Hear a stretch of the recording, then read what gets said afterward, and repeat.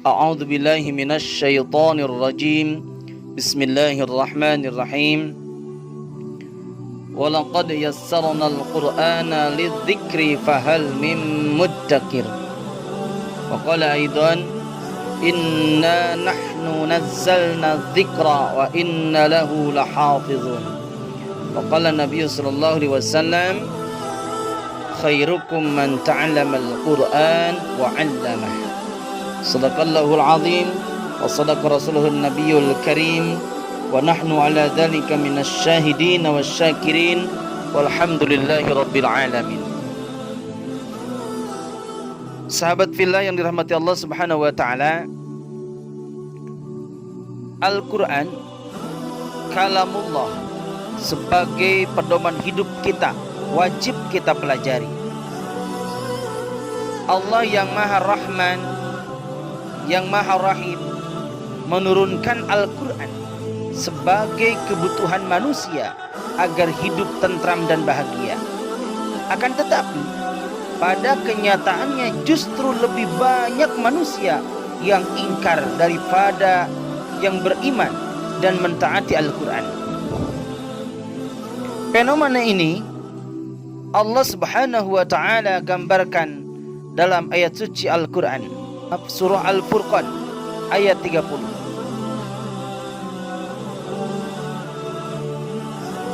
Wa qala ar-rasul ya rabbi inna qaumi ittakhadhu hadzal qur'ana mahjura. Berkata Rasulullah sallallahu alaihi wasallam, ya Rabbku, sesungguhnya kaumku menjadikan Al-Qur'an ini diabaikan. Hadirin sekalian, Syekhul Islam Ibn Taimiyah mengatakan, barang siapa tidak membaca Al-Quran, sungguh ia telah meninggalkan Al-Quran. Barang siapa membacanya namun tidak mentadaburinya, ia pun tergolong orang yang meninggalkannya. Dan barang siapa yang membacanya serta mentadaburinya namun tidak mengamalkannya, ia telah meninggalkannya pula. Cukup banyak ayat Al-Quran ataupun hadis Rasulullah sallallahu alaihi wasallam yang mengungkapkan beberapa keutamaan yang sangat memotivasi kita agar senantiasa membaca Al-Quran sesuai dengan kaidah ilmu tajwid, mentadaburinya, mengamalkannya, dan juga menghafalnya. Karena bagian daripada kewajiban kita terhadap ayat suci Al-Quran itu ada 6M. Yang pertama adalah mengimani. Kita harus iman, harus yakin bahwa Al-Quran adalah pedoman hidup kita. Al-Quran adalah kalamullah. Dan sebagian daripada ayat-ayat Al-Quran harus kita hafal. Maka kewajiban kita terhadap Al-Quran, yang pertama adalah mengimani, yang kedua adalah membaca tilawatil Quran, yang ketiga adalah memahami apa yang kita baca, mentadaburi. Yang keempat adalah mengamalkan, amalkan apa yang sudah kita baca. Yang kelima adalah menghafalkannya, dan yang keenam adalah mendakwahkannya. Maka 6M itu kewajiban kita terhadap Al-Quran. Hadirin sekalian, di antara keutamaan-keutamaan ketika kita membaca ayat suci Al-Quran, baginda Rasulullah sallallahu alaihi wasallam bersabda, an Abdullah bin Mas'ud qala Rasulullah sallallahu alaihi wasallam, man qara'a harfan min kitabillahi falahu bihi hasanat wal hasanatu bi asyri amsalha la aqulu alif lam mim harfun walakin alifun harfun wa lamun harfun wa mimun harfun. Rawahu At-Tirmidzi. Dari Abdullah bin Mas'ud radhiyallahu anhu, ia berkata, Rasulullah sallallahu alaihi wasallam bersabda, barang siapa membaca satu huruf dari kitab Allah, yaitu Al-Quran, maka ia akan memperoleh pahala satu amal kebajikan. Dan pahala satu amal kebajikan dilipat gandakan sampai 10 kali lipat. Saya tidak mengatakan bahwa Alif lam mim itu satu huruf, tetapi alif satu huruf, lam satu huruf, dan mim juga satu huruf. Artinya ketika kita membaca alif lam mim itu 3 huruf, berarti kita mendapatkan 30 kebaikan. Maka makin sering kita membaca ayat suci Al-Quran, maka makin banyak pahalanya. Ketika kita melakukan satu kebaikan, maka sunnah diawali dengan kalimat Bismillahirrahmanirrahim. Nah, lafaz Bismillahirrahmanirrahim itu mempunyai 19 huruf. Maka setiap kita melakukan kebaikan diawali dengan Bismillahirrahmanirrahim, maka kita mendapatkan 190 kebaikan. Maka hadirin sekalian, perbanyaklah kita membaca basmalah setiap kita melakukan amal kebaikan. Hadirin sekalian, yang kedua, keutamaan kita membaca ayat suci Al-Quran. Hadis yang kedua, an Aisyah qalat qala Rasulullah sallallahu alaihi wasallam alladhi yaqra'ul Qur'an wa huwa mahirun bihi ma'as safaratil kiramil barra walladhi yaqra'ul Qur'ana wa yatata'ta'u fihi wa huwa alaihi syaqqul lahu ajran. Rawahu al-Bukhari wa Muslim. Dari Aisyah radhiyallahu an, ia berkata Rasulullah sallallahu alaihi wasallam bersabda, orang yang ahli, yang mahir dalam membaca Al-Quran, ia akan bersama para malaikat yang mulia lagi suci. Sedangkan orang yang tidak atau belum ahli atau mahir dalam membaca Al-Quran dan masih terbata-bata, walaupun sudah berusaha tanpa mengenal lelah, maka ia akan memperoleh 2 pahala. Hadis riwayat Bukhari dan Muslim. Hadirin sekalian, dan masih banyak lagi hadis-hadis tentang keutamaan membaca atau menghafal ayat suci Al-Quran. An Utsman bin Affan qala Rasulullah sallallahu alaihi wasallam khairukum man ta'allama al-Quran wa 'allamah. Rawahu al-Bukhari wa Abu Dawud wa Tirmidzi wa Ibnu Majah.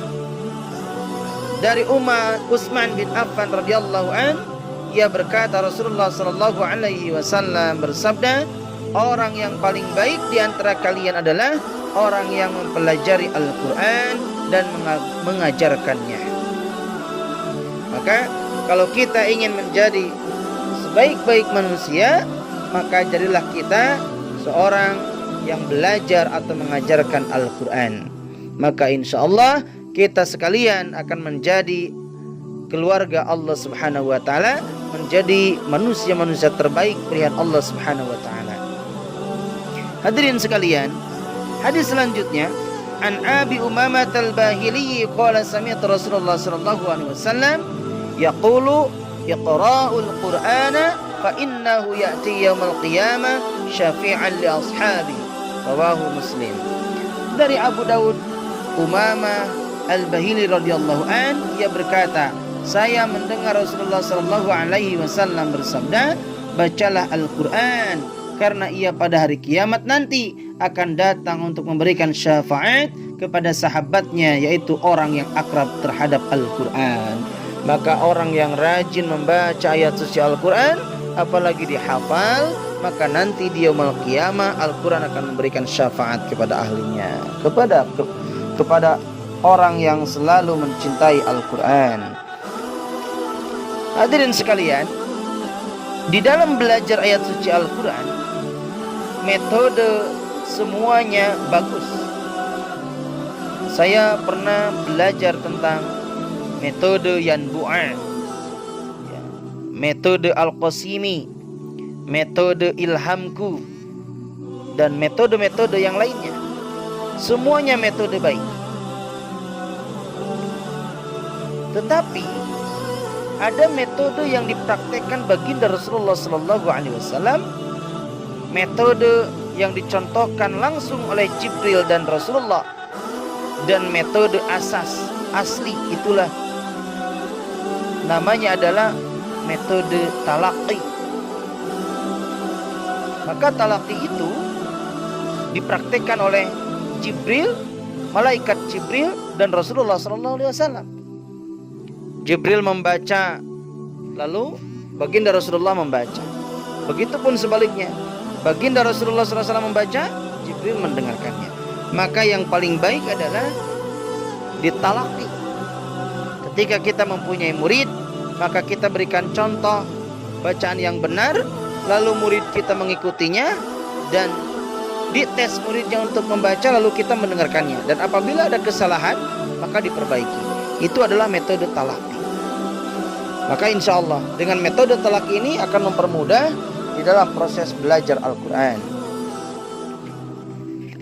Hadirin sekalian, itu diantara keutamaan-keutamaan belajar Al-Quran. Dan sekali lagi, di dalam belajar Al-Quran yang paling bagus adalah metode talaqi. Bagaimana Allah Subhanahu wa taala sampaikan di dalam surah Al-An'am ayat 6, wa innaka latulaqqal qur'ana min ladun hakimin alim. Sesungguhnya engkau Muhammad telah benar-benar bertalaqi dari zat yang maha bijaksana dan maha mengetahui. Begitupun di ayat yang lain surah Al-Qiyamah ayat 18, fa idza qara'nahu fattabi' qur'anah. Apabila kami telah selesai membacakannya, maka ikutilah bacaannya itu. Dengan demikian, seorang guru Al-Quran seharusnya juga seorang yang pernah melakukan talaqi kepada guru yang lebih senior secara bersambung sampai pada Rasulullah SAW, guru pertama umat Islam.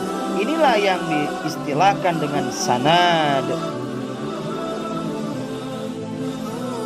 Nah, baik metode talaqi maupun pemahaman teori ilmu tajwid, keduanya sangat diperlukan untuk menjaga keaslian Al-Quran dan menghindarkannya dari segala cacat lafaz maupun makna. Karena hati-hati kalau kita membaca Al-Quran tidak sesuai kaidah ilmu tajwid sehingga akan merubah kepada makna, itu sangat berbahaya. Dan baca Al-Quran tetapi tidak belajar tentang ilmu-ilmu Al-Quran, tidak belajar tentang ilmu tajwid, maka hati-hati, bukan mendapatkan pahala, malah menjadi dosa. Na'udzubillah, tsumma na'udzubillah.